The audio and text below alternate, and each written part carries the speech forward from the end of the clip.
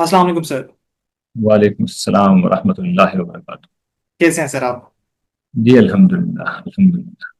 آپ کے وقت کا بہت شکریہ سر. آج کا موضوع کنٹینٹمنٹ ان لائف یعنی کہ اطمینان قلب ہے، جس پر ہم آپ سے گفتگو کریں گے.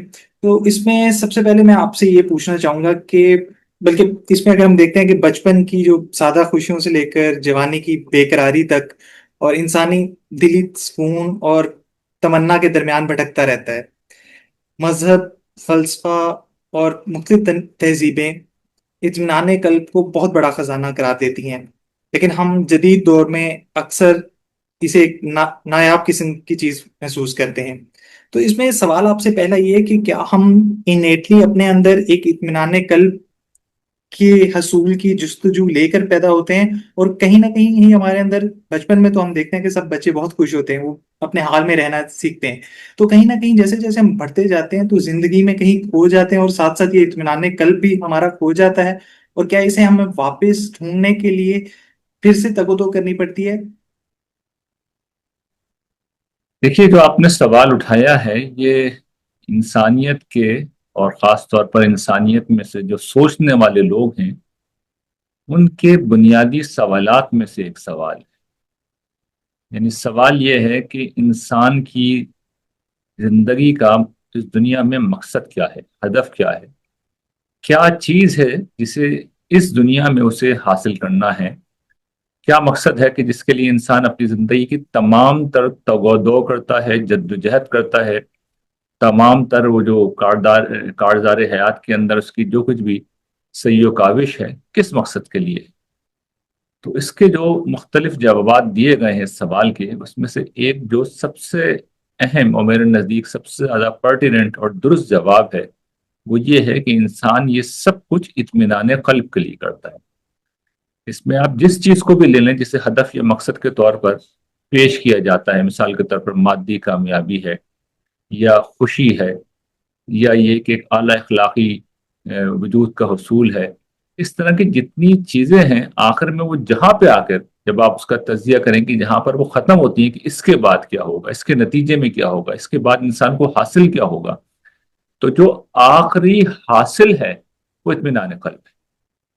تو یہ اتنی بڑی چیز ہے، اور یہ وہ چیز ہے جس کے لیے ون وے اور انادر ہر انسان اصل میں اسی کی سعی و جہد کر رہا ہوتا ہے، چاہے اس کے یہ ذہن میں بات ہو یا نہ ہو، کیونکہ یہ تو ایک سمجھے کہ انسان کی کیفیت ہے نا جو طاری ہوتی ہے، جو ایک احساس ہے جو اس کے اندر کو، اس کی شخصیت کے اندرونی حصے کو متاثر کرتا ہے، اسے اچھا لگتا ہے اور انسان یہ چاہتا ہے کہ اس حال میں رہے۔ تو یہ اطمینان قلب ہے، پیس آف مائنڈ ہے، سکون ہے، جس کی تلاش میں ہر انسان سرگردہ ہے، چاہے وہ اس بات کو جانتا ہو یا نہیں جانتا ہو، لیکن چونکہ اس کیفیت کو وہ جانتا ہے تو اس کو نام کچھ بھی دیں، آخر میں انسان کا جو ہدف ہوتا ہے الٹیمیٹ، جو اس کا گول ہے زندگی کا، وہ اطمینان قلب کا حصول ہے۔ باقی یہ کہ اس دور میں خاص طور پر دور جدید میں انسانوں نے اس کو کھو دیا ہے۔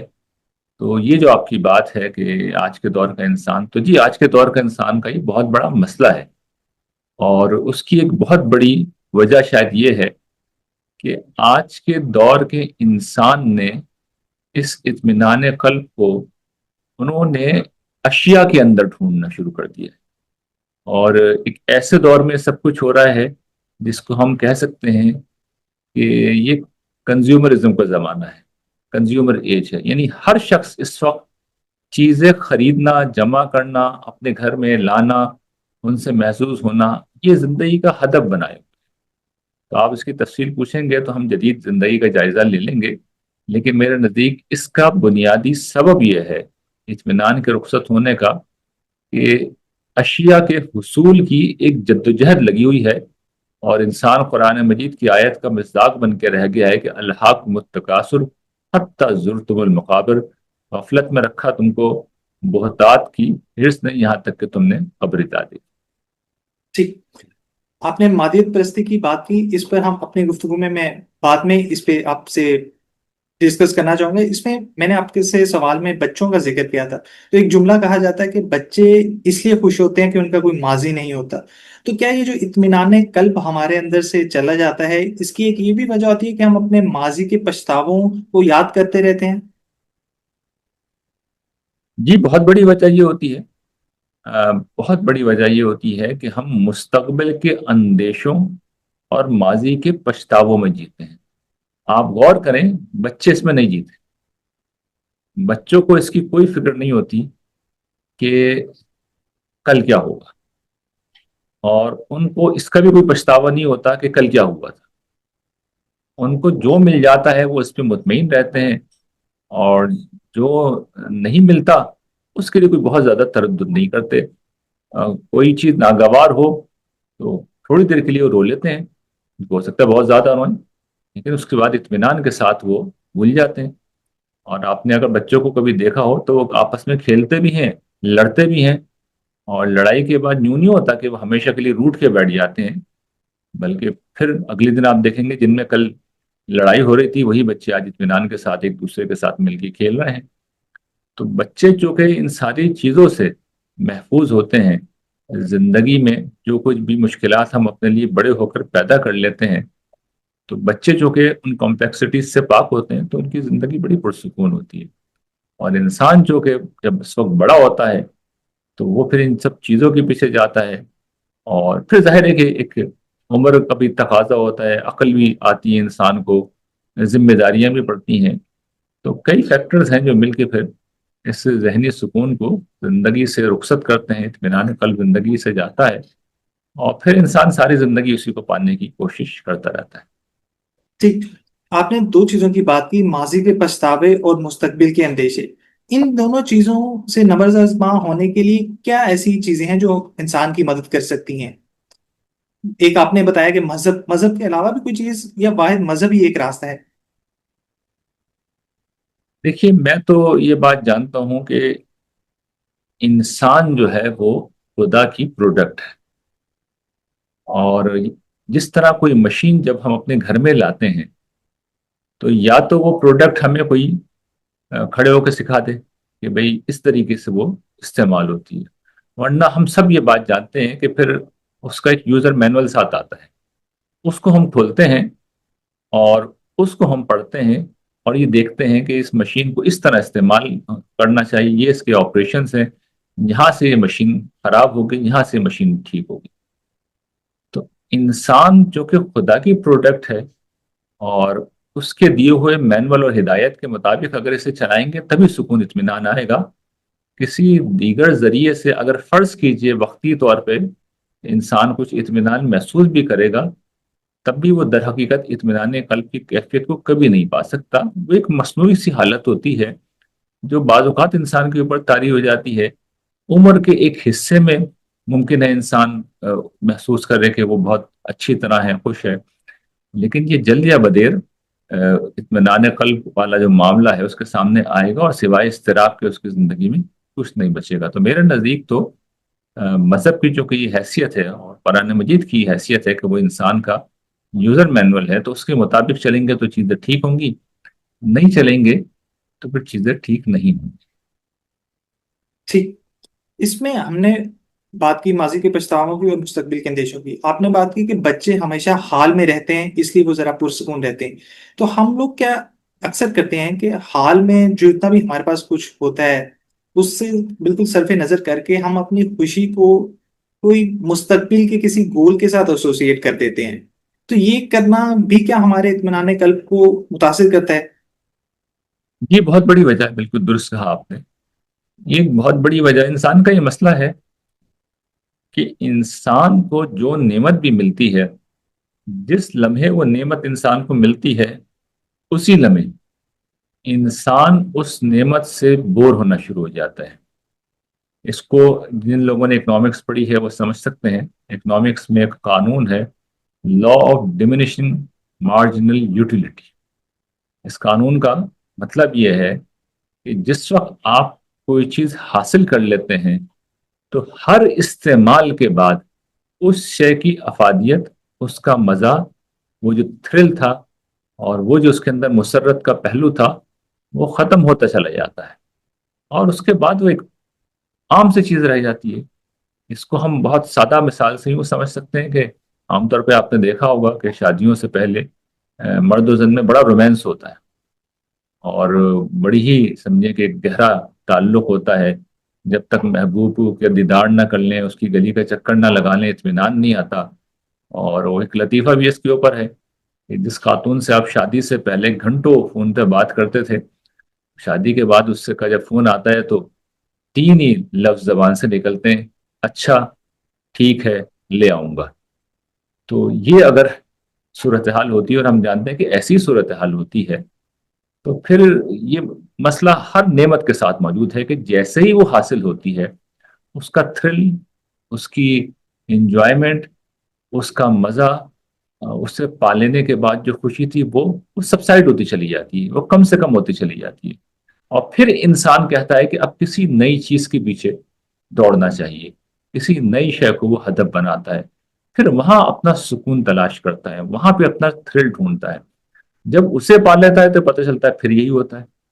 لیکن انسان بجائے اس کے کہ اس مسئلے کو سمجھے، وہ ہمیشہ کی اس دوڑ میں لگا رہتا ہے، اور یہ دوڑ دوڑتے دوڑتے وہ قبر کے گڑھے میں ایک روز جا گرتا ہے، اور وہاں اس روز اسے پتہ چلتا ہے کہ اس کے ہاتھ میں تو کچھ بھی نہیں آیا۔ ہمارے نبی صلی اللہ علیہ وسلم نے اس بات کو اس طرح بیان کیا تھا کہ ابن آدم کو اگر دو گھاٹیاں سونے کی دے دی جائیں، دو بلند پہاڑ سونے کے دے دیے جائیں، تو تیسرے کی خواہش کرے گا، اور ابن آدم کا پیٹ قبر کی مٹی کے سوا کوئی چیز نہیں بھرتی۔ تو انسانوں کا مسئلہ ہے کہ انسان خوب سے خوب تر اور مزید سے مزید اور حل میں مزید کی طلب میں ساری زندگی رہتے ہیں، اور جو چیز موجود ہوتی ہے اس کو انجوائے نہیں کرتے، جو پاس ہے اس کی قدر نہیں کرتے، اس کا شکر ادا نہیں کرتے۔ تو جب یہ کریں گے تو پھر آپ وہ ساری زندگی ایک لا حاصل دوڑ میں لگے رہیں گے، اور خوشی، اطمینان، مسرت، سکون قلب سب سے محروم رہیں گے۔ ٹھیک، آپ نے بڑی خوبی سے سر بتایا کہ جو ہمارے پاس نعمتیں ہوتی ہیں اللہ کی، وہ اسے ہم فار گرانٹیڈ لینا شروع کر دیتے ہیں۔ اس میں ایک اور چیز بھی جو مجھے لگتا ہے ایسا ہوتا ہے کہ ہم ارد گرد دیکھتے ہیں یا بہت سیلیبریٹیز کو دیکھتے ہیں یا اپنے ارد گرد کامیاب لوگوں کو دیکھتے ہیں، تو ان کی ذرا کامیابی کی ہر طرف دھوم ہوتی ہے، ایسا لگتا ہے کہ ان کی زندگی میں کچھ بڑے ایونٹس ہو رہے ہیں، اور ہم اپنی اگر زندگی دیکھتے ہیں یا میجورٹی جو لوگ دیکھتے ہیں تو وہ دیکھتے ہیں یار میری زندگی میں تو چھوٹی چھوٹی چیز ہے، میری زندگی میں کچھ بڑی چیز نہیں ہو رہی۔ تو کیا ضروری ہے کہ ہر انسان کی زندگی میں کچھ بڑا کارنامہ ہو، یا میجورٹی لوگوں کی زندگی بور ہی رہتی ہے، ایسی عام زندگی سی ہوتی ہے؟ نہیں، دیکھیے، جس چیز کو ہم بڑا سمجھ رہے ہوتے ہیں وہ اس شخص کے نزدیک کوئی بڑی چیز نہیں ہوتی، وہ روٹین کی چیز ہوتی ہے۔ وہ تو جس جگہ پہ وہ کھڑا ہوا ہوگا وہاں پر ہمیں بڑی نظر آ رہی ہوگی، لیکن اس کے لیے تو روٹین کی بات ہوگی، بلکہ ایز اے میٹرو فیکٹ وہ زیادہ تکلیف دہ بھی ہو سکتی ہے۔ اور مجھے ایک دفعہ ایک بہت ہی بڑی معروف اداکارہ نے، پاکستان کی جو لیڈ ایک رول ادا کرنے والی اداکارہ ہیں، انہوں نے بتایا کہ یہ جو کچھ آپ کو اتنا گلیمرس لگتا ہے سب کچھ، وہ اتنا گلیمرس ہرگز نہیں ہے، بلکہ ہمارے لیے اول تو روٹین کی بات ہوتی ہے، دوسرا یہ کہ ہمیں اس کی جو قیمت دینی پڑتی ہے، جتنی محنت کرنی پڑتی ہے، راتوں کی نیند ہمیں قربان کرنی پڑتی ہے۔ آپ باہر جا کے اگر کام کر رہے ہیں تو کم سے کم وقت کے اندر انتھک آپ کو کام کرنا پڑتا ہے۔ اگر بارش ہو رہی ہے تب بھی آپ نے کام کرنا ہے، اگر باہر ٹیمپریچر 40+ ہے تب بھی آپ کو کام کرنا ہے۔ تو آپ کے لیے تو بہرحال وہ ایک مشقت ہے، ایک بوجھ ہے۔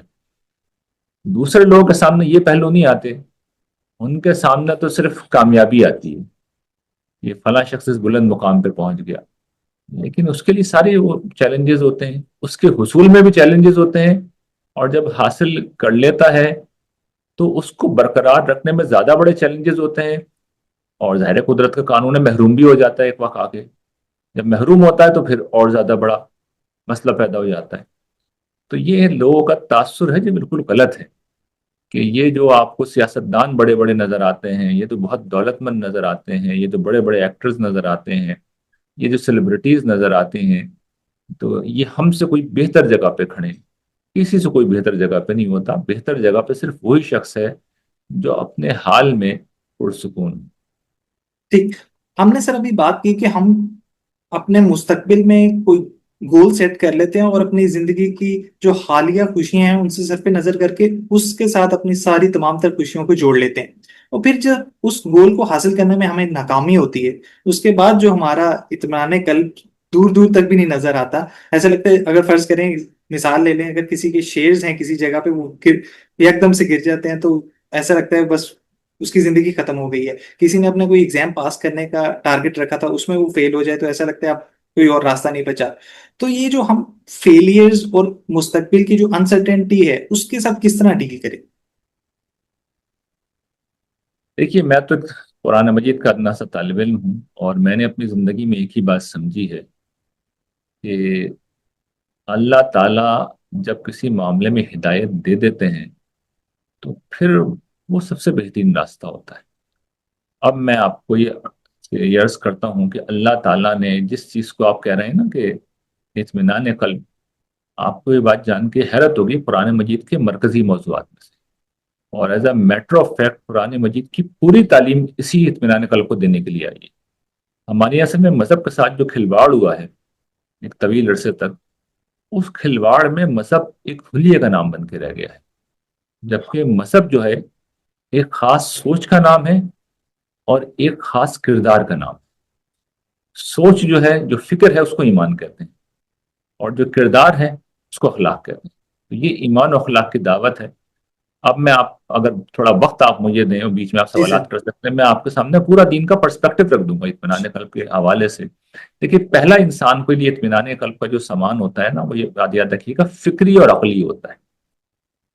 یعنی اس کو ایک سادہ مثال سے میں یہ بات آپ سے سمجھاتا ہوں کہ اگر آپ کے پاس جیب میں 500 روپے رکھے ہوئے، ٹھیک ہے نا، آپ کے گھر پہ 20-30 ہزار روپے ہیں، تو آج کل کے دور میں آپ ایسے شخص کو کیا کہیں گے؟ وہ امیر ہے غریب؟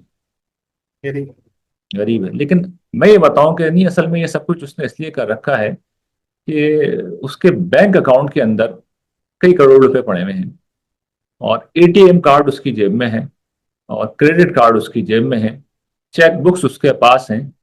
وہ پوری طرح مطمئن ہے کہ اگر کوئی مشکل آئے گی تو کسی کے سامنے ہاتھ نہیں پھیلانا پڑے گا، وہ بے بس نہیں ہوگا، اس کے پاس وسائل موجود ہوں گے۔ تو اب میں آپ سے پوچھتا ہوں کہ اس کے اطمینان قلب کا کیا معاملہ ہوگا؟ ریلیکس ہوگا یا نہیں ہوگا؟ بالکل صحیح۔ یہی وہ چیز ہے جس کو میں کہہ رہا ہوں کہ آدمی عقلی طور پہ مطمئن ہونا اصل میں اطمینان قلب کی سب سے بڑی شکل ہوتی ہے۔ یعنی وہ عقلی طور پہ مطمئن ہے نا کہ میرے بینک اکاؤنٹ میں پیسے موجود ہیں۔ تو بندہ مومن کا عقلی اطمینان کہاں سے آتا ہے؟ وہ ایمان سے آتا ہے۔ ایمان سے کس طرح آتا ہے؟ وہ اس طریقے سے آتا ہے کہ اس کو یہ پتا ہے کہ اس وقت جس دنیا میں وہ موجود ہے، اللہ تعالیٰ نے اس کو امتحان کے اصول پہ بنایا ہے اور عارضی طور پہ بنایا ہے۔ اچھا، امتحان وہ کیا لے رہا ہے؟ اچھے برے حالات سے وہ گزروا رہا ہے۔ اچھے حالات بھی اللہ کی طرف سے ہیں، برے حالات بھی اللہ کی طرف سے ہیں۔ اچھے حالات ہوں گے تو اسے شکر کرنا ہے، برے حالات ہیں تو اسے صبر کرنا ہے، اور یہ زندگی بہرحال گزر جائے گی۔ اور پھر جس وقت وہ اللہ کے حضور پیش ہوگا تو وہاں ختم نہ ہونے والی نعمتیں ہیں، وہاں ابدی بادشاہی ہے، وہاں پر نعمتیں ہی نعمتیں ہیں۔ اور اللہ تعالیٰ قرآن مجید میں ہزار اسالیب میں اس کی یقین دہانی کراتے ہیں۔ تو وہ شخص کس درجے کے اطمینان میں جیتا ہے، آپ اس کا اندازہ کیجئے کہ زندگی کی سب سے بڑی مصیبت بھی اگر اس کے اوپر آ جائے نا، سب سے بڑی مصیبت کیا ہو سکتی ہے؟ موت۔ سب سے زیادہ مطمئن وہ سو ہوگا۔ ابھی پچھلے دنوں انڈیا پاکستان کی جنگ ہوئی تو آپ کو پتا ہے کہ خوف پھیل گیا لوگوں پہ۔ ظاہر ہے کہ ایٹمی ممالک ہیں دونوں، اور اگر بات آگے بڑھتی ہے تو پھر میزائل حملے اور پھر ایٹمی حملے، سبھی کچھ، سارے دروازے کھل سکتے ہیں۔ تو میں نے یہ دیکھا کہ جو لوگ اس پورے فکر و فلسفے کو سمجھتے ہیں، ایمان پہ کھڑے ہیں، وہ بالکل اطمینان کے ساتھ تھے۔ میں آخر میں کیا ہوگا؟ مر جائیں گے، بھر کے اللہ کے پاس جائیں گے، وہاں اللہ تعالیٰ کی عنایت منتظر ہیں۔ اور جو لوگ اس جگہ نہیں تھے وہ خوفزدہ تھے کہ اب کیا ہوگا۔ تو ایمان سب سے پہلے، ایمان اس جگہ پہ لے کے آتا ہے۔ اچھا، ایمان لے کے تو آ گیا، لیکن جب دکھ ہوگا تو پھر کیا کریں؟ اسی طریقے سے جیسے میں نے عرض کیا کہ اندیشے ہوں گے، پھر کیا کریں؟ اسی طریقے سے دل میں جو خواہش ہے اس کو بھی تو نکال نہیں سکتے۔ تو تینوں چیز اپنی جگہ موجود ہیں۔ میں رپیٹ کر رہا ہوں، اطمینان قلب تین چیزوں سے رخصت ہوتا ہے۔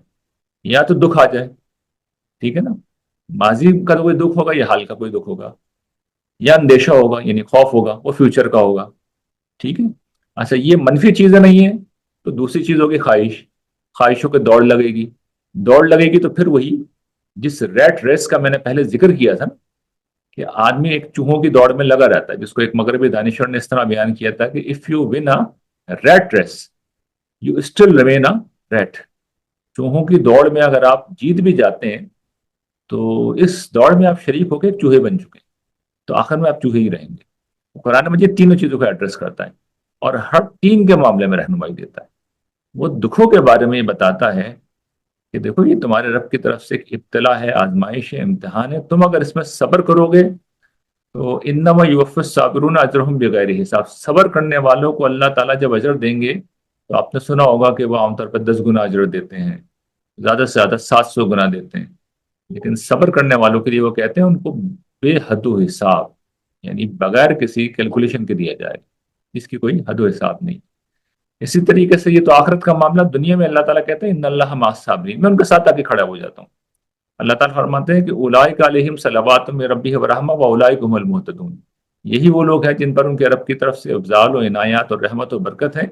यही लोग हैं जो सीधे रास्ते पे हैं। जब इस दर्जे की यकीन दहानियां कराई जा रही हैं, आप अंदाजा कीजिए आदमी किस दर्जे के इत्मीनान में होगा। और ये सिर्फ बातें नहीं है, ये सिर्फ अल्फाज नहीं है।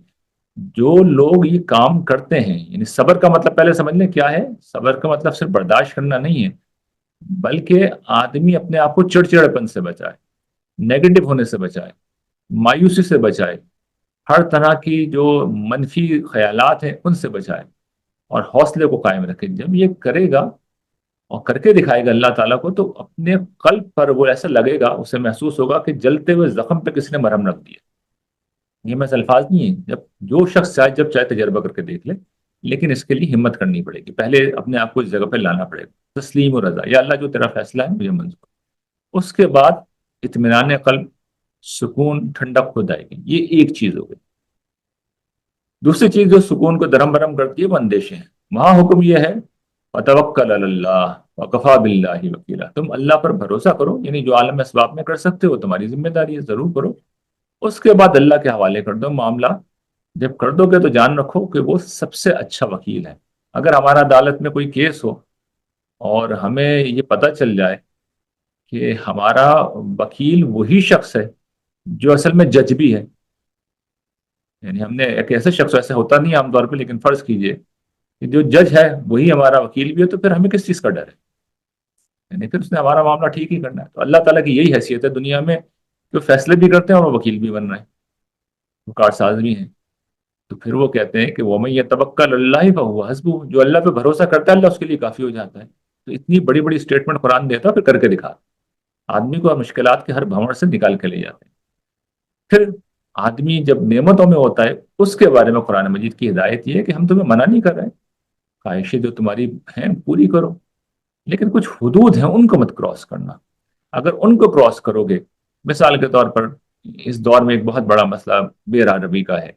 नौजवान खासतौर पर ये जो सोशल मीडिया है या इंटरनेट है, उसमें अब इस तरह की नामुनासिब चीज़ें देखने में लग जाते हैं। लेकिन हकीकत ये है, और ये हर वो शख्स जो इस मसले से गुजरा है वो जानता है, या जिसने इसको पढ़ रखा है वो समझता है कि जो लोग इस चीज़ में मुसलसल लगे रहते हैं, वो बज़ाहिर तो लगता है कि कोई एक्साइटमेंट हो रही है और कोई उन्हें मजा आ रहा है, लेकिन उसके बाद ज्यादा बेचैनी होती है। ये खारिश के एक मर्ज की तरह है, जिसको आपने खुजा लिया तो वक्ती आराम आया, उसके बाद और जोर से खारिश होगी, तो हमेशा के लिए इत्मीनान कल्ब रुखसत हो गया। तो जो शख्स अपने आप को हुदूद में रखता है वो हमेशा पीसफुल रहता है। फिर मजीद ये हिदायत दी गई कि जो नेमतें हैं उनको खाओ पियो, एंजॉय करो, कुछ भी मना नहीं है जो ऐसे नाफरमानी की चीजों के, लेकिन उसमें शुक्रगुजारी करो। तो जिस वक्त आप शुक्रगुजारी करेंगे, शुक्रगुजारी का मतलब यह है कि जबान से भी इकरार कर रहे हैं, दिल से भी मान रहे हैं, किसी बंदे के जरिए से एहसान हुआ उसका भी शुक्रिया अदा कर रहे हैं, अल्लाह की भी हम्द सना कर रहे हैं। और उसके बाद सबसे बड़ी चीज ये कि आप उस नेमत का फायदा दूसरों को भी पहुंचा रहे हैं।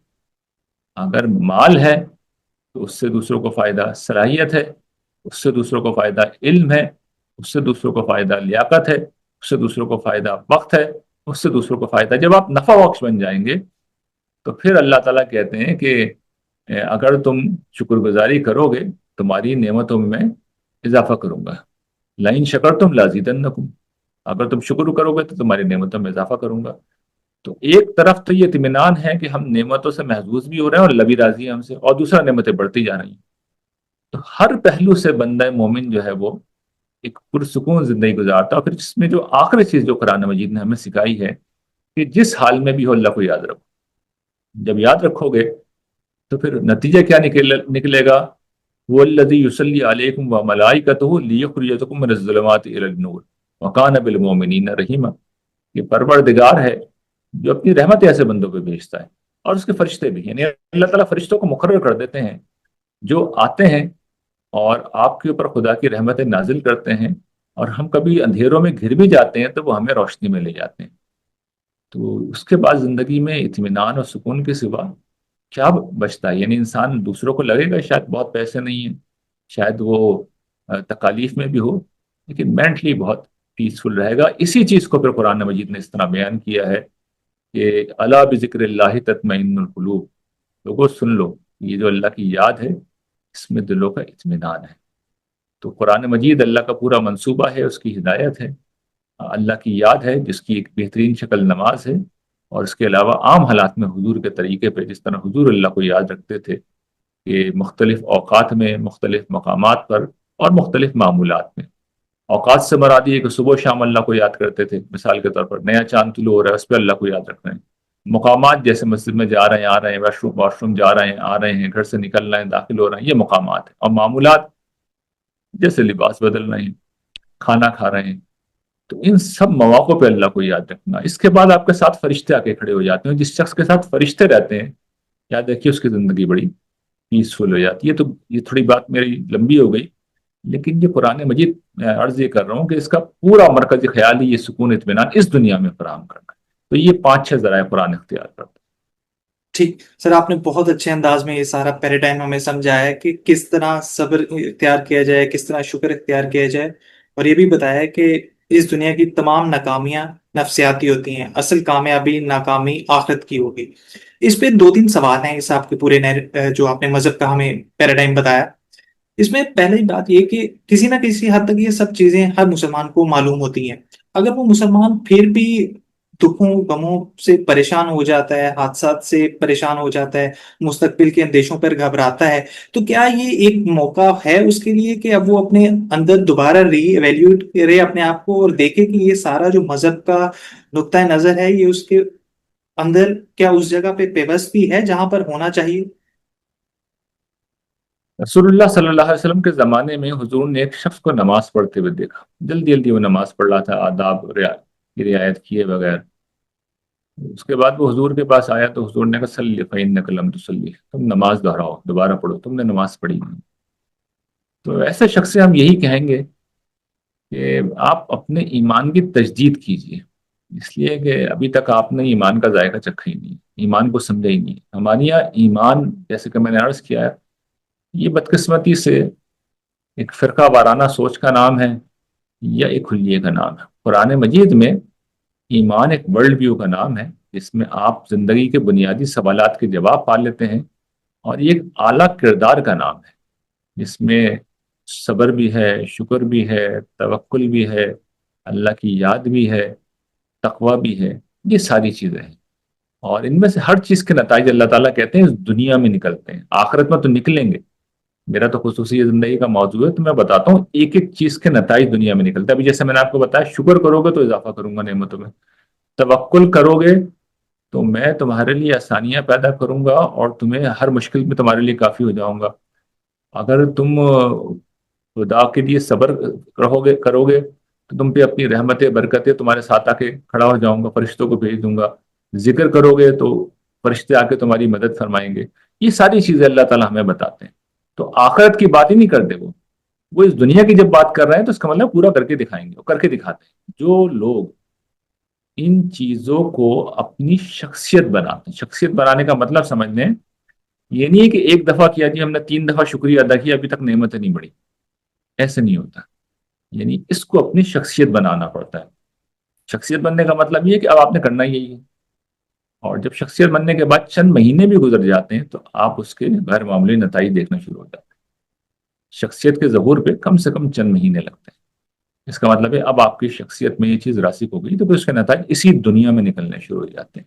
اور جب دنیا میں نتائج نکلتے ہیں تو اس سے زیادہ اطمینان قلب کی کوئی بات انسان کو ہوتی نہیں ہے. اس کا مطلب یہ ہوتا ہے کہ دنیا میں میرے ساتھ یہ ہو رہا ہے تو آخرت کے وعدے بھی لازماً پورے ہوں گے. یہاں سے انسان بالکل مطمئن ہو جاتا ہے. یعنی دنیا میں بھی اس کو پیس آف مائنڈ ملتا ہے اور آخرت کی کامیابی کے متعلق اس کا اطمینان بھی ہو جاتا ہے. تو اس سے بڑی کیا چیز ہو سکتی ٹھیک. اور یہ پیس آف مائنڈ، انر پیس، اطمینان قلب، کیا کلی طور پہ، مکمل طور پہ اس دنیا میں حاصل ہو سکتا ہے، یا کچھ نہ کچھ حد تک ہو سکتا ہے، اور جو مکمل پیس ہے وہ ہمیں آخرت میں ہی نصیب ہوگا؟ یعنی کہ کسی نہ کسی حد تک ہمیں یہ زندگی اضطراب اور بے چینی میں گزارنی ہی ہے. دیکھیے میں نے جیسے عرض کیا کہ اس دنیا میں جو امتحان رکھا گیا ہے وہ یہ نبلوکم بالشر والخیر فتنہ. ہم تمہیں اچھے برے حالات سے گزاریں گے. تو میں بھی عرض کر چکا ہوں جب انسان کے اوپر اچھے حالات آتے ہیں تو تھوڑے عرصے میں انسان ان سے بور ہو جاتا ہے، یوز ٹو ہو جاتا ہے. تو یہاں سے وہ زندگی کا تھرل، اطمینان رخصت ہوا. اب وہ دوسری چیزوں کے پیچھے جائے گا تو ظاہر بات ہے جب پیچھوں چیزوں کے پیچھے آپ جائیں گے، دوڑ لگائیں گے، تو اس دوڑ میں اطمینان قلب تو نہیں رہتا نا، نہیں رہے گا تو رخصت ہوگا. اسی طریقے سے مسائب آتے ہیں، جب آ گئے تو آپ کتنے دیندار کیوں نہ ہو، بہرحال پہلے شروع کے چند منٹ میں، چند گھنٹوں میں آپ ہل کے رہ جاتے ہیں. تو اس موقع پہ بھی انسان جو ہے وہ ایک مشکل میں آ جاتا ہے، اطمینان قلب رخصت ہو جاتا ہے. اس کے بعد تو اپنے آپ کو ریکنسائل کرنا پڑتا ہے حالات سے، اپنے آپ کو پورا ایجوکیٹ کرنا پڑتا ہے. ان لرن لرن یہ پروسیس دوبارہ ہوتا ہے. انسان پھر ساری چیزیں تازہ کرتا ہے، پھر کہیں جا کے تھوڑا سا معاملہ اس کا بہتر ہوتا ہے. تو زندگی میں تو بار بار اطمینان قلب آتا جاتا رہے گا. اس لیے کہ دنیا امتحان کے لیے ہے، یہ ریوارڈ کی جگہ ہی نہیں ہے. اصل جو چیز میں نے عرض کی تھی نا، یہاں جو پرماننٹ حاصل ہو سکتی ہے چیز، وہ عقلی اطمینان ہے. عقلی اطمینان پرماننٹ رہتا ہے. اس کا مطلب یہ ہے کہ بھئی میں بدترین حالات میں ہوں، مشکل میں بھی ہوں، تب بھی آخرت میں میرے لیے بہترین ریوارڈ میرا منتظر ہے. تو عقلی اطمینان اس دنیا میں حاصل ہو سکتا ہے. جو ایک نوعیت کا روحانی اطمینان ہے وہ تو صرف اینستھیزیا سے ہی حاصل ہوتا ہے. اور اس کا تو ایک ہی طریقہ ہے کہ آپ دنیا چھوڑ کے چلے جائیں، ترک دنیا کر لیں. گرچہ اس میں بھی پرابلم تو رہے گی لیکن کافی کچھ کم ہو جائے گی. یہ بھی دنیا میں ایک ورلڈ ویو ہے، رہبانی ورلڈ ویو، جس میں لوگوں نے یہی کیا ہے کہ وہ جو ہے دکھوں اور تکلیفوں اور عدم اطمینان سے نجات پانے کے لیے دنیا کو چھوڑ کے چلے گئے کہ یہی فساد کی جڑ ہے. تو یہ قرآن تو یہ طریقہ نہیں بتاتا، وہ تو یہ بتاتا ہے اس دنیا میں تو امتحان ہوگا، تو یہ چیزیں آتی جاتی رہیں گی. اس دنیا میں اطمینان قلب البتہ تمہیں مل سکتا ہے. البتہ وہ جو کامل اطمینان ہے جو تمہاری عقل کے ساتھ ساتھ تمہارے اپنے نفسیاتی وجود کو، تمہاری روح کو بھی سرشار کر دے، وہ صرف آخرت میں ملے گا. آخرت کی زندگی میں اسے دارالسلام کہا گیا ہے. تو اگر آپ پوچھیں گے تو میں اس کی ڈیٹیل بھی بتا دوں گا قرآن نے کس کس طریقے سے اس مسئلے کو ہینڈل کیا. اگر آپ پوچھیں گے تو میں بتاؤں گا ایک ایک جو عدم اطمینان کی چیز ہے نا، وہ قرآن نے اس کو بتایا ہے. مثال کے طور پر ایک چیز یہ ہے کہ پچھتاوے، ابھی ہم نے بات کی تھی نا، پچھتاوے، ماضی کے دکھ، ماضی کے پچھتاوے، یہ حال کی مشکلات، یہ مستقبل کے اندیشے. اب قرآن مجید کیا کہتا ہے کہ وہ جنت وہ جگہ ہے جہاں پر لا خوف علیہم ولا هم یحزنون، جہاں پر نہ مستقبل کا کوئی اندیشہ ہے نہ ماضی کا کوئی پچھتاوا ہے. جنت کا نام ہی دارالسلام ہے، ہر طرح کے مصائب مصیبتوں سے سلامتی کا گھر. وہ جو کارکنان قضاء و قدر ہیں، فرشتے ہیں، وہ جب بھی انسان کے پاس آئیں گے اس دنیا میں تو وہ سلام لے کے آئیں گے. اور جو فیصلہ کرنے والی ہستی ہے اس کا فیصلہ ایک ہی ہو چکا ہے کہ جب بھی فرشتے آئیں گے سلام قول من رب رحیم. ان دنیا میں جتنے بھی مصائب آتے ہیں تو اللہ کے اذن بہرحال اس میں شامل ہوتا ہے، فرشتے لے کے آتے ہیں. تو وہ فرشتے جب بھی آئیں گے سلامتی کا پیغام لے کے آئیں گے. سلامتی کا مطلب یہ کہ نو ٹربل، نو پرابلم. تو غم و علم تو ایسے چلے گئے وہاں پہ. ٹھیک ہے. اب دوسری چیز جو اطمینان کو رخصت کرتی ہے وہ یہ کہ یہ جو نعمتیں ہیں بھائی ختم نہ ہو جائیں. ٹھیک ہے نا.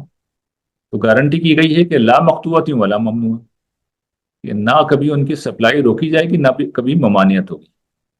یعنی دو ہی شکلیں ہو سکتی ہیں نا، آپ کو یا تو کوئی چیز موجود ہی نہیں، ختم ہو گئی، یا موجود ہے آپ کو دی نہیں جا رہی. دونوں چیزیں نہیں ہوں گی. موت، اس کے متعلق کہا گیا ہے کہ وہاں موت ہوگی نہیں، خالدین فیہا، ہمیشہ رہیں گے. اچھا جنت سے کیا نکالنے کا کوئی اندیشہ ہوگا؟ وما ہم منہا بمخرجین، وہاں ان سے کبھی نہیں نکالا جائے گا. کیا وہ خود نکلنا چاہیں گے؟ لائبون عنہا بلا، وہ خود بھی اس سے نکلنا نہیں چاہیں گے، اسے بدلنا نہیں چاہیں گے۔ اچھا، اب کیوں نہیں بدلنا چاہیں گے؟ قرآن اس کو بھی بتاتا ہے کہ انسان کیوں چیزیں چینج کرتا ہے، بور ہو جاتا ہے نا۔ ابھی میں نے آپ کو رومانس کی مثال دی تھی، تو دیکھیے وہاں قرآن مجید یہ بات بیان کرتا ہے کہ دو چیزیں ہیں، ایک ہے تنوع چاہیے ہوتا ہے، دوسرا تھرل چاہیے ہوتا ہے۔ انسان جو ہے بیزار دو وجہ سے ہوتا ہے، بوریت دو وجہ سے ہوتی ہے۔ ورائٹی چاہتا ہے انسان، ایک جیسی چیز کتنی اچھی کیوں نہ بور ہو جائیں گے، اور دوسرا ہر دفعہ اسے تھرل ملنا چاہیے۔ تو قرآن دونوں کا موضوع بناتا ہے۔ تھرل کے لیے وہ مثال دیتا ہے، وہی تعلق جو ہم میں سے ہر شخص کو سب سے زیادہ ہمارے لیے اپیلنگ ہوتا ہے، میاں بیوی کا تعلق۔ تو قرآن مجید بیان کرتا ہے کہ ان کی بیویوں کے متعلق ان نہ انشانہ ہن انشان فجالنا ہن افکارن، کہ اہل جنت کی جو بیویاں ہوں گی وہ اس طرح تخلیق دی جائیں گی، تخلیق کی جائیں گی کہ وہ ہمیشہ قوانیاں رہیں گی۔ اب یہ صرف مادی حالت کی طرف اشارہ نہیں ہے، بلکہ اس میں وہی بات جو میں آپ کو پہلے بھی مثال سے بتا رہا تھا کہ شادی کے شروع میں جو ایکسائٹمنٹ ہوتی ہے، سہاگ رات میں جو ایک اٹریکشن ہوتی ہے، یہ ہمارے یہاں تو خیر پہلے سے رومانس شروع ہو جاتا ہے۔ تو جب ان ٹچ کسی کو آپ کوئی ہو آپ کے لیے، اس کے ساتھ جو اٹریکشن ہوتی ہے وہ اپنی بیویوں کے ساتھ ہمیشہ رہے گی، ہمیشہ رہے گی۔ تو ایک چیز یہ قرآن نے بیان کی کہ تھرل ہمیشہ رہے گا، اور ظاہر بات ہے ہر جگہ رہے گا، لیکن یہ سب سے بڑی مثال یہ تھی۔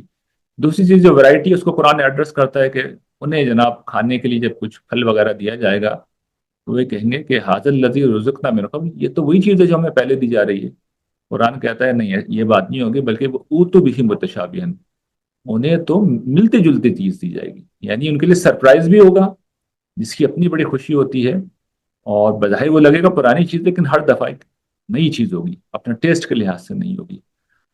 تو وہ تھرل بھی ہوگا، اور وہاں پر کبھی ورائٹی بھی ختم نہیں ہوگی۔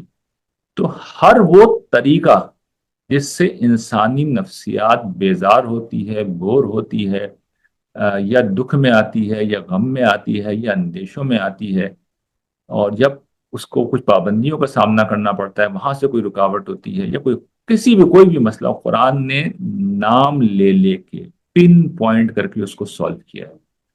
آپ اندازہ کر سکتے ہیں، جب یہ بات میں کہہ رہا ہوں تو مبالغہ نہیں کر رہا تھا، یہ قرآن مجید کا موضوع ہے، مرکزی خیال ہے کہ کس طرح اسے پیسفل زندگی کی گارنٹی کر رہے ہیں اللہ تعالیٰ۔ تو اس دنیا میں تو صرف وہ یہ کہتے ہیں کہ یہ جو میرا منصوبہ ہے یہ عقلی طور پہ تمہارے ہر سوال کا جواب ہے، آؤ گے تو صرف لے لینا مجھ سے۔ البتہ اس دنیا میں یہ ہے کہ ایک حد تک تم میرے طریقوں پہ عمل کرو گے تو ایک حد تک تم سکون کی حالت میں رہو گے، کبھی بھی اس طرح نہیں ہوگا کہ تم بالکل ہی معاملہ تمہارا خراب ہو جائے۔ غم آئیں گے، دکھ آئیں گے، لیکن آ کے تمہیں پابر جا رکھیں گے، تمہیں ہلنے نہیں دیں گے۔ تو یہ ہمارے دین کی تعلیم ہے جو بتاتی ہے کہ اس دنیا میں اطمینان جو ہے وہ ایک درجے میں جس حد تک ممکن ہے وہ اس ذریعے سے مل جائے گا، اور باقی اگلی دنیا میں ملے گا۔ ٹھیک۔ یہ جو آپ نے سارا مذہبی تصور ہمیں بتایا سر، تو جن لوگوں میں یہ مذہبی تصور بھی پیوست ہوتا ہے ان کو بھی ایک اندیشہ بہرحال کسی نہ کسی حد تک کافی پریشان کرتا رہتا ہے، وہ ہوتا ہے کہ آخرت میں ان کا انجام کیا ہوگا، وہ دارالسلام میں جائیں گے کہ نہیں۔ تو کیا کوئی پیمانہ ہے کہ اسی دنیا میں کچھ کسی حد تک معلوم ہو سکے کہ میرا انجام کیا ہونے والا ہے؟ دیکھیے تو قرآن مجید ہی پیمانہ ہے، یعنی جب اللہ تعالیٰ یہ بتا رہے ہیں کہ تم فلاں فلاں کام کر لو اور میں تمہیں جنت میں جگہ دوں گا، اور میں نے تو یہ طالب علم نے اللہ تعالیٰ نے اس فقیر سے خدمت لی ہے کہ قرآن مجید کے وہ سارے مقامات جمع کر دیے ہیں جہاں پر کلیکٹیولی یہ بات کہی گئی۔ ویسے تو سینکڑوں دفعہ قرآن نے یہ بات دہرائی ہے، لیکن تقریباً 2 درجن کے قریب مقامات ہیں جہاں پر قرآن نے مختلف اعمال کو سمرائز کیا ہے، اور پھر ہر جگہ گارنٹی کی ہے کہ اس کے جواب میں تمہیں جنت دوں گا۔ تو اس بات پر وہ شخص عدم اطمینان کرے گا نا جس سے ایمان نہیں ہوگا، ورنہ جسے ایمان ہے اللہ تعالیٰ کے اوپر، جو جانتا ہے اللہ تعالیٰ نے یہ سب کچھ گارنٹی کرنے کے ساتھ یہ بھی کہا ہے ومن اصدق من اللہ قیلا ومن اصدق من اللہ حدیثا، لوگوں اللہ سے بڑھ کر اپنی بات کا سچا کون ہوگا، اللہ سے بڑھ کر اپنے وعدے کا پورا کرنے والا کون ہے، اور یہ وعدہ مسئولہ ہے، یعنی اللہ تعالیٰ نے اپنے ذمہ لے رکھا ہے، تو اللہ تعالیٰ کے اپنے الفاظ سے پھریں گے؟ کیسے ہو سکتا ہے؟ آپ عمل گارنٹی کیجئے، خدا تو جنت گارنٹی کر چکا ہے، اس میں خوف کی کیا بات ہے؟ خوف اس چیز کا انسان کو رہنا چاہیے کہ انسان جو ہے کبھی اس راہ سے پھسل نہ جائے، کبھی تکبر میں مبتلا نہ ہو جائے، کبھی ریاکاری کا شکار نہ ہو جائے. ان چیزوں پہ متنبع رہنا چاہیے. اور بندہ مومن کو کسی قسم کے کبر میں بھی نہیں آنا چاہیے. لیکن عدم اطمینان کا کیا سوال ہے؟ خدا اپنے وعدے سے کیسے پھرے گا؟ یہ ممکن ہی نہیں. تو ایسا نہیں ہو سکتا. ٹھیک سر، بات کو آگے بڑھاتے ہیں. کچھ جو ماڈرن کنسیپٹس ہیں لیونگ کے، ان کو میں ڈسکس کرنا چاہوں گا، اور میں جاننا چاہوں گا کس طرح وہ ہمارے اطمینان قلب کے اس سارے تصور کو ہلاتے ہیں اپنی جگہ سے. تو پہلا کنسیپٹ یہ کہ سینس آف ارجنسی جو آج کل ہر انسان کے اندر دیکھی جا رہی ہے، کہ ایسا لگ رہا ہے وہ وقت اس کے پاس کم سے کم ہے، he is running out of time, اور ایسا لگتا ہے کہ سب کچھ ہی حاصل کر لوں. تو کتنا اہم ہے یہ سمجھنا ہے ہر انسان کے لیے کہ اس زندگی میں وہ سب کچھ نہیں حاصل کر سکتا، کچھ نہ کچھ ایسا ہے جس کی بلکہ ہر چیز کی ایک لمٹ ہے، limit of having it all. تو یہ کتنا ضروری ہے ہر انسان کے لیے سمجھنا. میں سمجھتا ہوں کہ اگر وہ بات واضح ہو جائے جو اس طالب علم نے عرض کی ہے، تو پھر میرے خیال میں یہ مسئلہ ہو نہیں سکتا. یعنی میں مذہبی پہلو کی بات نہیں کر رہا، میں خالص فلسفیانہ پہلو کی بات کر رہا ہوں کہ اصل ہدف کیا ہے؟ اشیاء ہے یا سکون ہے؟ اصل میں اس دور میں معیار زندگی بلند کرنے کی دوڑ نے یہ بات نگاہوں سے محو کر دی ہے کہ اصل چیز اطمینان قلب ہوتا ہے، چیزیں نہیں ہوتی. چیزیں تو جس وقت آپ حاصل کرنے کے لیے انہیں کوشش کرتے ہیں، اس لمحے میں اطمینان قلب رخصت ہو جاتا ہے. اور جب چیز مل جاتی ہے تو جیسے میں عرض کر چکا ہوں کہ لمحے بھر کا تھرل ہوتا ہے، اس کے بعد تو law of marginal diminishing marginal utility شروع ہو جاتا ہے. یعنی فوراً اس کی افادیت، اس کا فائدہ، اس کی اٹریکشن کم ہونا شروع ہو جاتی ہے. تو بھائی اشیاء کے پیچھے دوڑنے کا فائدہ کیا؟ آدمی اگر اپنے اس ذہنی رویے کو ٹھیک کر لے کہ اس دنیا میں آدمی بس جو اپنی بنیادی ضروریات ہیں اور ایک اس کی حد مقرر کر لے، اور اس کے بعد جو کچھ بھی صحیح ہے، توانائی ہے، اس کو آخرت کے لیے انسان وقف کر دے، تو انسان بہترین انسان بنے گا. اس کے پاس سب کچھ رہے گا بھی. یا یہ کہ اللہ نے اس پہ بہت فضل کر دیا ہے. بہت سے لوگ ہوتے ہیں مٹی میں بھی ہاتھ ڈالتے ہیں سونا بن جاتا ہے. تو پھر جو کچھ مل رہا ہے اسے نفع بخشی میں لگا دے، شکر گزاری کرے اور دوسروں کو فائدہ پہنچائے، تو دیکھے گا کہ اس کو اللہ تعالیٰ کی طرف سے اطمینان قلب مل جائے گا. تو اپنے رویے کو ٹھیک کرنا چاہیے. دیکھیے اس دور میں جو اصل المیہ ہو گیا ہے نا، وہ یہ ہو گیا کہ تربیت کے انسٹیٹیوشن جو ہیں وہ ختم ہو چکے ہیں. یہ جو میں ابھی باتیں عرض کر رہا ہوں نا، یہ بنیادی باتیں، یہ بنیادی حقائق زندگی کے، یہ کوئی نہیں سکھاتا. بلکہ اس کے برعکس ہو رہا ہے. یعنی تربیت اگر کہیں سے ہو بھی رہی تو الٹی ہو رہی ہے. کالجز میں آپ چلے جائیے، اسکول میں آپ چلے جائیے، تو نمبر کی دوڑ لگی ہوئی ہے، پوزیشنز کی دوڑ لگی ہوئی ہے، اپر گریڈز کی دوڑ لگی ہوئی ہے، اچھا اچھے سے اچھے تعلیمی ادارے میں داخلے کی دوڑ لگی ہوئی ہے. کامیاب زندگی کے لیے ان میں سے کسی چیز کا ہونا ضروری نہیں. ہم اپنے بچوں کو ایجوکیٹ نہیں کرتے. اچھا کچھ والدین اگر ایجوکیٹ کرنے کی کوشش کرتے ہیں تو پیئر پریشر بہت زیادہ ہوتا ہے. یعنی ہم تو بچوں کو سمجھا کے بھیج دیں، وہاں جس اسکول میں بھیج رہے ہیں وہاں پہ پتہ چل رہا ہے کہ سب لوگ اسی طرح ہیں، تو ہم سے زیادہ بچہ ان سے متاثر ہو جاتا ہے. تو اس میں والدین کو میں سمجھتا ہوں کہ اپنی ذمہ داری پوری کرنا چاہیے، کیونکہ میڈیا بالکل الٹی تربیت کر رہا ہے، اسکول الٹی تربیت کر رہے ہیں، اور مذہبی لوگ تو ویسے بھی فارغ ہی ہو چکے ہیں تربیت سے، وہ تو کچھ اور ہی کام کر رہے ہیں. تو پھر والدین کو اپنی ذمہ داری محسوس کرنی چاہیے، انہیں آگے بڑھنا چاہیے، قرآن مجید کی بنیادی تصور کو انہیں سمجھنا چاہیے جیسا بھی میں نے آپ کے سامنے رکھ دیا ہے، اور یہ اپنے بچوں کو ایجوکیٹ کریں کہ زندگی میں اصل چیز یہ نہیں ہے کہ آپ چیزوں کے پیچھے دوڑتے رہیں، بلکہ زندگی کے ہر لمحے کو آپ شکر گزاری کے ساتھ انجوائے کریں، جو مل رہا ہے اس کے اوپر راضی رہیں، آگے بڑھنے کی کوشش ضرور کریں، لیکن یہ اطمینان رکھیں کہ جو آپ کے نصیب میں لکھ دیا گیا ہے وہ ہر حال میں آپ تک پہنچے گا، اور جو نہیں لکھا گیا وہ نہیں پہنچے گا. تو آپ کوشش کریں، اس کا مکلف ہمیں بنایا گیا ہے. مل جائے گا تو اللہ کا شکر ہے، نہیں ملے گا تو اللہ کا فیصلہ. بس اس طرح زندگی گزارنی چاہیے. ٹھیک سر، مولانا وحید الدین خان صاحب کا جملہ ہے کہ زندگی کی سب سے بڑی خیر مثبت سوچ ہے. تو ایک چیز جو مذہبی لوگوں میں بھی جس چیز کا فقدان دیکھا جاتا ہے وہ یہ ہے کہ ہم اس چیز کو بالکل بھی نہیں سمجھتے کہ جو ہماری زندگی میں برے لوگوں سے سابقہ ہمیں پڑتا ہے یا ہمیں برے حالات ملتے ہیں تو وہ کسی نہ کسی حد تک ہماری گروتھ کا ہی سبب بنتے ہیں. تو یہ جو ہم مشکل حالات، مشکل لوگ، ان کا ہمیں سامنا ہوتا ہے، تو کتنا ضروری ہے کہ ہر کسی بھی قسم کی حالت میں اس میں سے مثبت پہلو نکالا جائے. جس طرح کھانا ہمارے جسم کی بقا کے لیے ضروری ہے، جس طرح پانی اور ہوا ضروری ہے، مثبت سوچ ہمارے نفسیات کے لیے اسی طرح ضروری ہے۔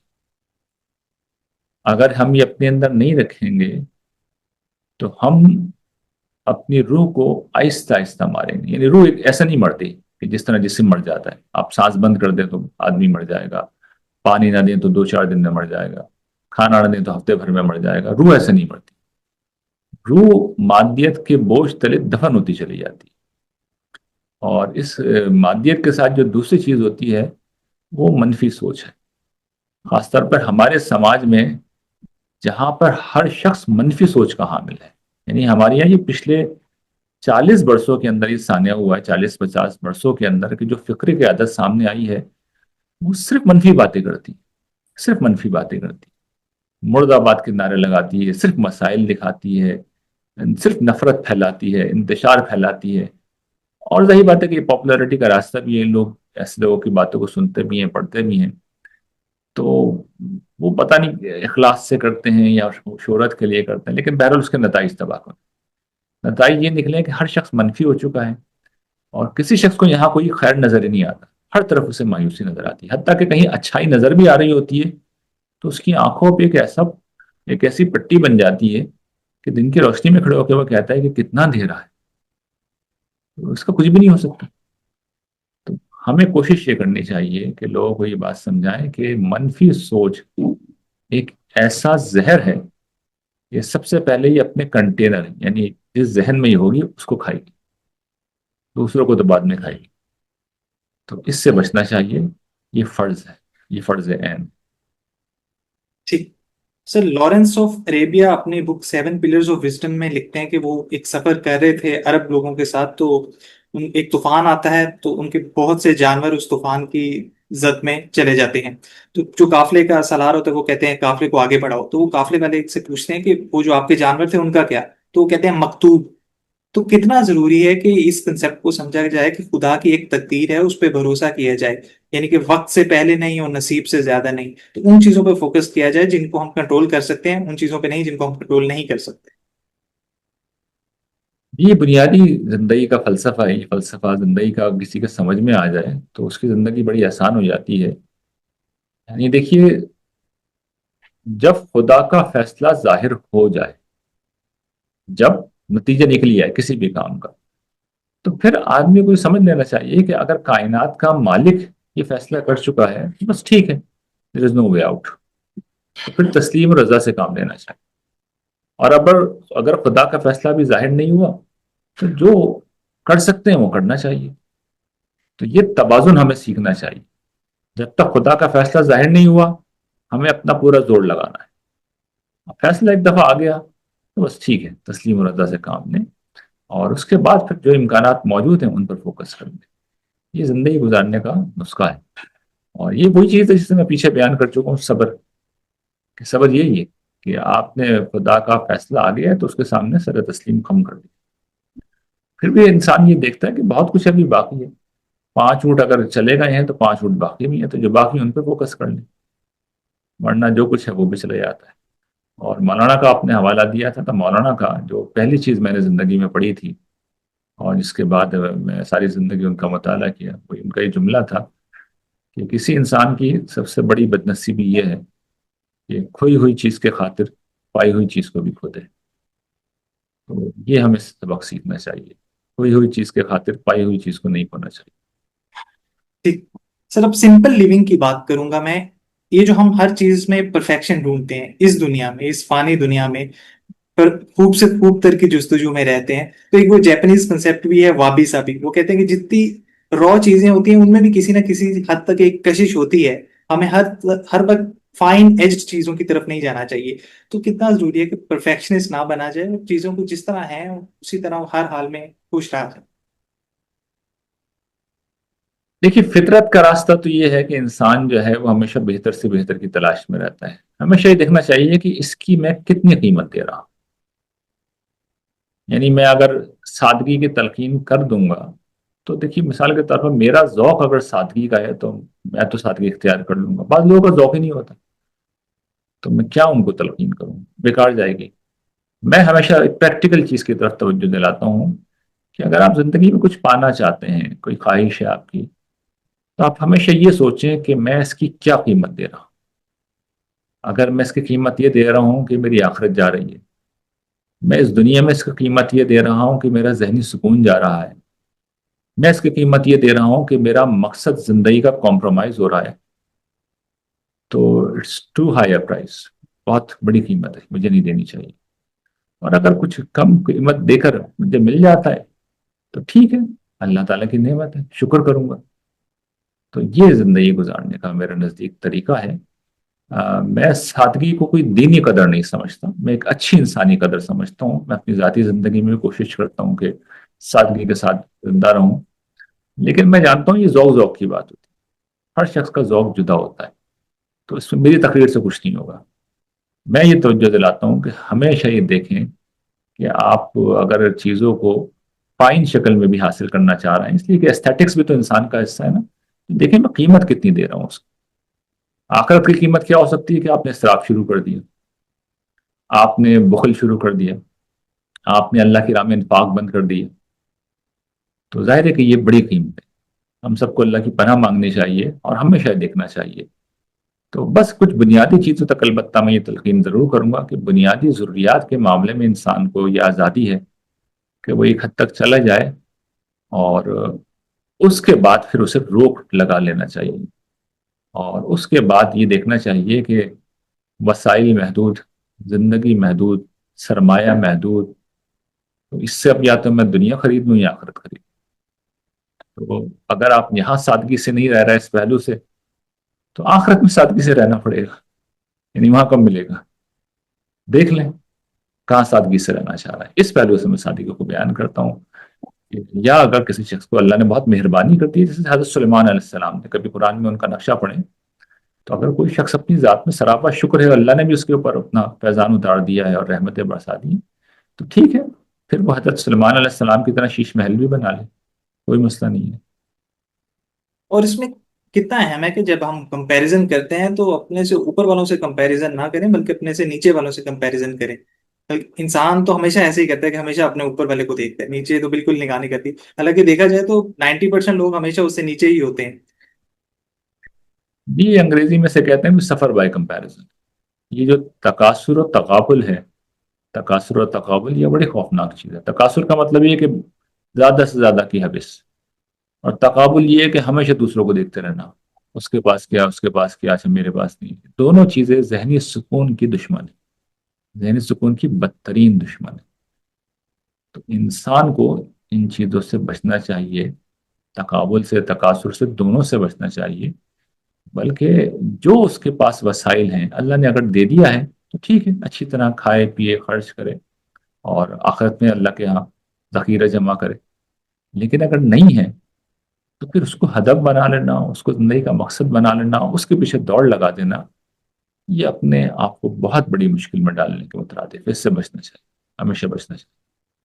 ٹھیک، آپ کو لگتا ہے کہ آج کے دور میں جو ہمارے اطمینان قلب کے حصول کو ایک چیز جو مشکل بناتی ہے وہ یہ بھی ہے کہ ہم اپنی ذات کے بارے میں بہت زیادہ سوچنے لگ پڑے ہیں؟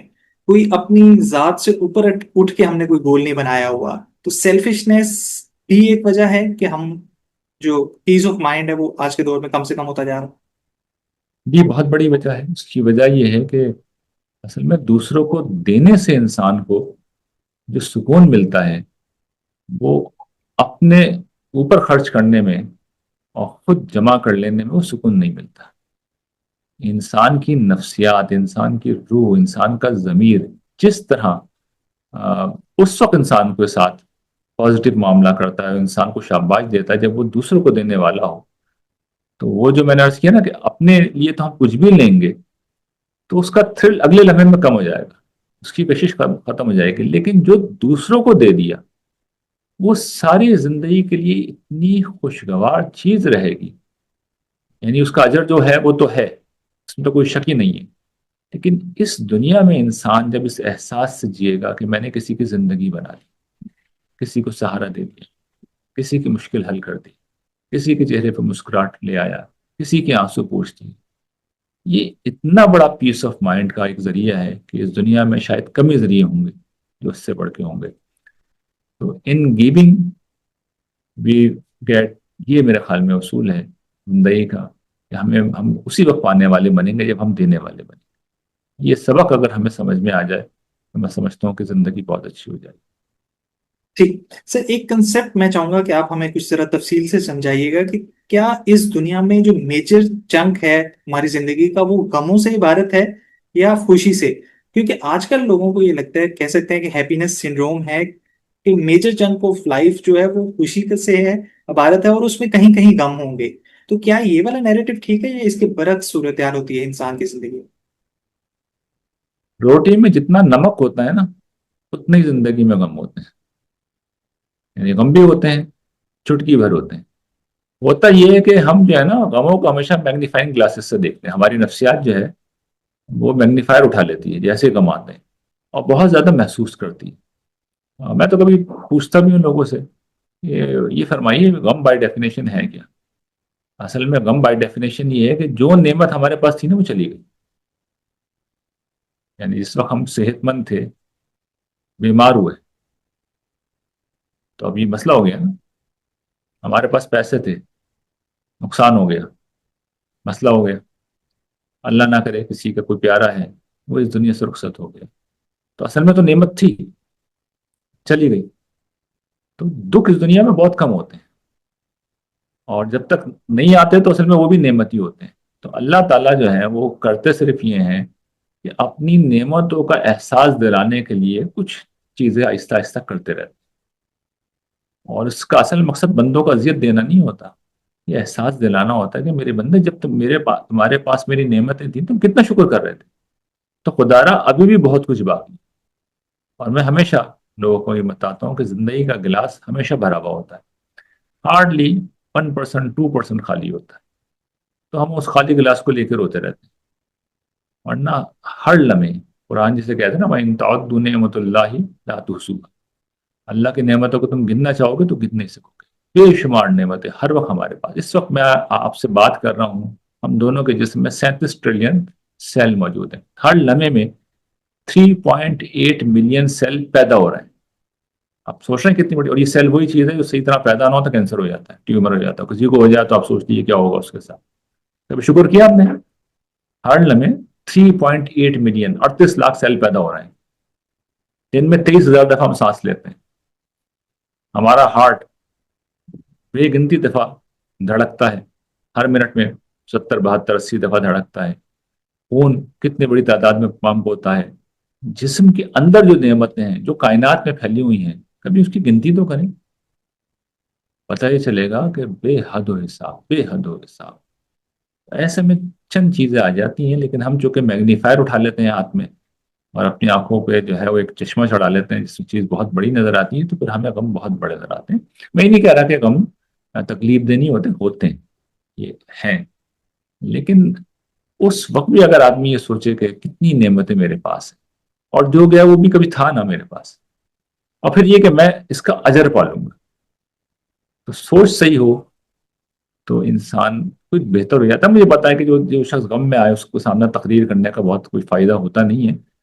تو غم میں آنے سے پہلے اپنی تربیت خود ہی کر لینی چاہیے، اور ہمیشہ اللہ کی پناہ اور عافیت مانگنی چاہیے ہمیشہ. یعنی جس مقصد سے زیادہ تر تکلیفیں آتی ہیں کہ بندہ متوجہ ہو، تو پہلے متوجہ ہو کے رہیں تو غم آئیں گے ہی نہیں، بہت کم آئیں گے. یہ بھی میں آپ کو نسخہ بتا رہا ہوں، ٹوٹکا بتا رہا ہوں کہ اگر غموں سے بچنا ہے، اگر ان چیزوں سے بچنا ہے تو گناہوں سے معافی مانگیں اور کثرت سے شکر گزاری کریں.